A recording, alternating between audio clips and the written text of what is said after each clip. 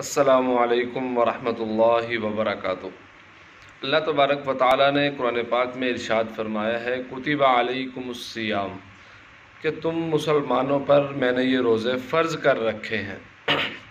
تو ہمیں بھی چاہیے کہ ہم جس حالات میں بھی ہوں اللہ تبارک و تعالیٰ کا حکم مانتے ہوئے ان روزوں کو رکھنے کا اہتمام کرنا چاہیے۔ ویسے بھی اللہ تبارک و تعالیٰ نے سال میں ایک مرتبہ یہ مہینہ رکھا ہے اور بہت ہی رحمتوں اور برکتوں والا مہینہ رکھا ہے۔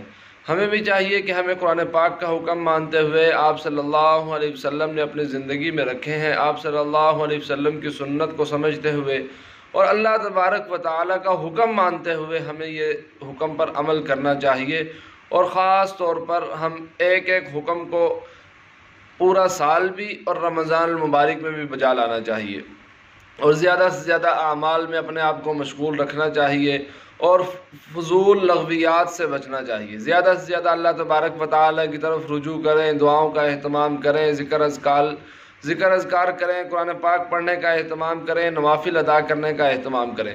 اللہ تبارک و تعالیٰ سحری کے وقت میں بھی افطاری کے وقت میں بھی روزے دار کے لیے رحمتیں اور برکتیں نازل کرتے ہیں۔